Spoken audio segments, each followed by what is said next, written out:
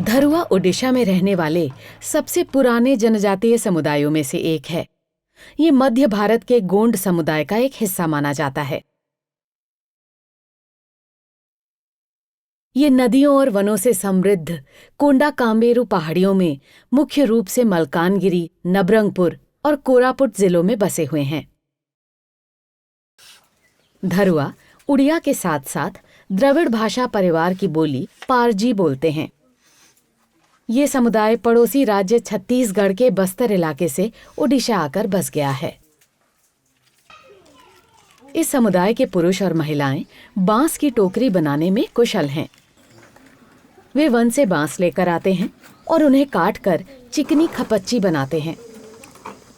इनसे वे छोटी और बड़ी टोकरियां, अनाज रखने के डिब्बे और अन्य उपयोगी वस्तुएं बनाते हैं।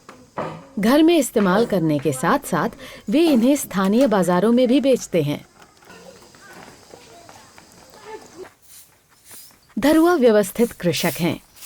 इनकी मुख्य फसल धान है, लेकिन इसके साथ साथ ये रागी, दलहन, तिलहन जैसे मोटे अनाजों और सब्जियों की भी खेती करते हैं। वनों से प्राप्त खाद्य उत्पाद जैसे बांस की कोपलें, आम की सूखी गुठलियां, साबूदाना, इमली और जंगली कंदमूल ये लोग काफी पसंद करते हैं। साबेरी नदी के किनारे से आती हुई ढोल की लयबद्ध ताल सुनी जा सकती है।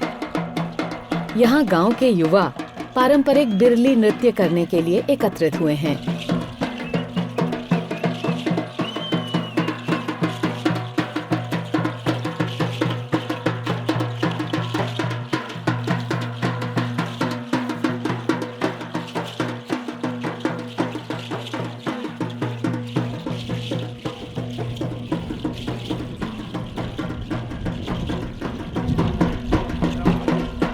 घना जंगल इस नृत्य को सुंदर परिप्रेक्ष्य प्रदान करता है।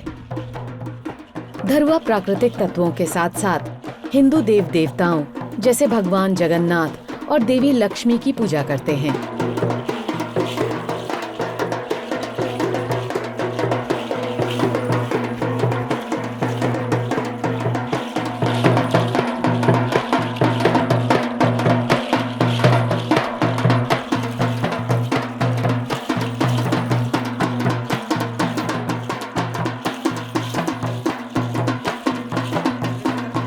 उनके त्योहार कृषि से जुड़े हुए हैं, जैसे पूस पुनेई, कर्मा और नुआखाई इत्यादि। बिरली नृत्य पूस पुनेई का एक महत्वपूर्ण हिस्सा है। ये उत्सव ग्राम्य स्तर पर पौष मास या दिसंबर-जनवरी में मनाया जाता है।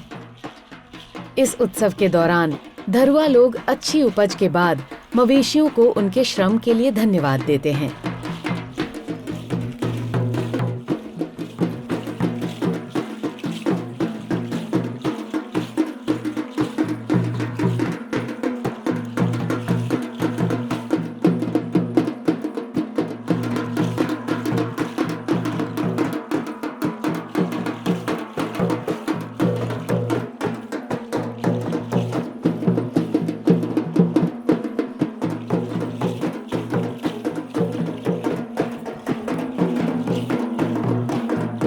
उत्सव से पहले गांव की युवा मंडली पारंपरिक पोशाक पहनती है और पशुओं व लोक कथाओं के लोकप्रिय किरदारों के भेष में तैयार होती है। वे अपने गांव के प्रत्येक घर के साथ साथ आसपास के गांवों में भी नृत्य करते हुए जाते हैं और दान के रूप में अनाज, दालें और धन प्राप्त करते हैं।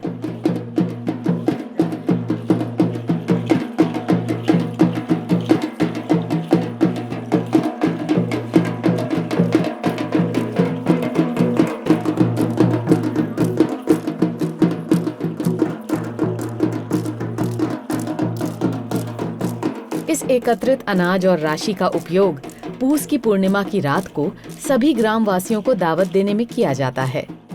ऐसी मान्यता है कि इस तरह की नृत्य यात्राओं से आसपास की बस्तियों के लोगों में एकजुटता और भाईचारा बढ़ता है। बिरली प्रणय और उत्सव दोनों अवसरों पर किया जाने वाला नृत्य है। उत्सव के लिए युवा और वृद्ध पारंपरिक पोशाक पहनते हैं।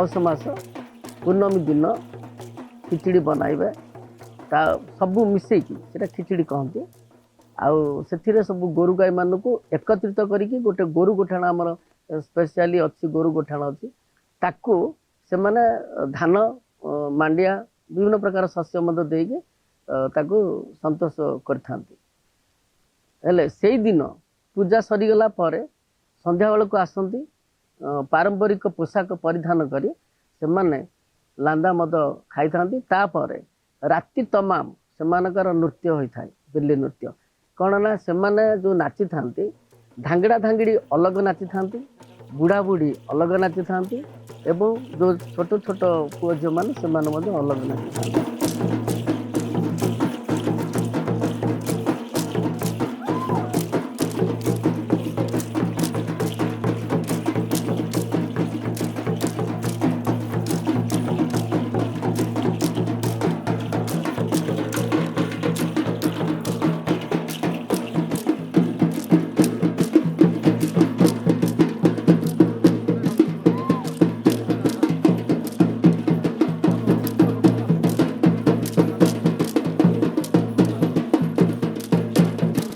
तेणु यहाँ बहुत माने गोटे इंटरेस्टिंग नृत्य जिते धांगड़ा धांगड़ी मान नृत्य कर गोटे प्रतियोगिता भी थाए चिंगड़ी मास के लेंगड़ी नाई ए गाँव में धांगड़ा नाई से गाई था चिंगड़ी मास के लेंगड़ी नाई ए गाँव में धांगड़ी नाई ये जो प्रतियोगिता होता है एथिरे से प्रपोजाल भी रही था।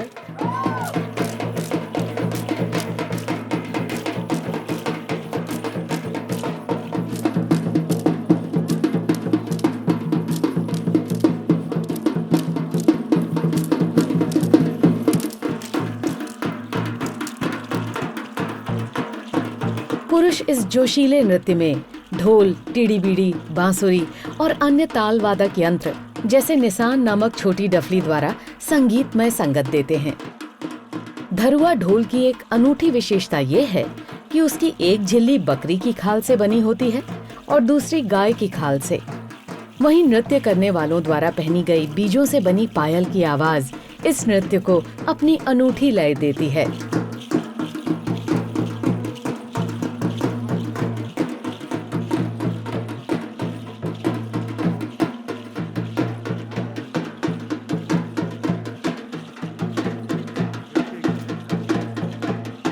समय के साथ धरुआ की कई परंपराएं और उत्सव अन्य जातियों और जनजातियों की परंपराओं और उत्सवों के साथ मिल गए हैं।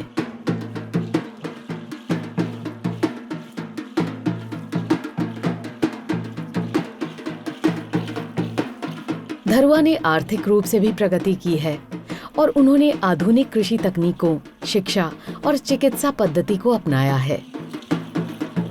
इन परिवर्तनों के बीच समुदाय ने अपनी सांस्कृतिक अस्मिता और अनूठी अनुष्ठान प्रथाओं को बचाए रखने के लिए संघर्ष किया है। बिरली, दंडारी और मानकुल जैसे नृत्यों के साथ साथ लोकगीत, लोक कथाएं, पहेलियां, कहावतों के माध्यम से धरुआ अपनी सांस्कृतिक परंपराएं अगली पीढ़ी को सौंप रहे हैं। वे उम्मीद करते हैं कि उनकी जीवन शैली आने वाले कई सालों तक टिकी रहेगी।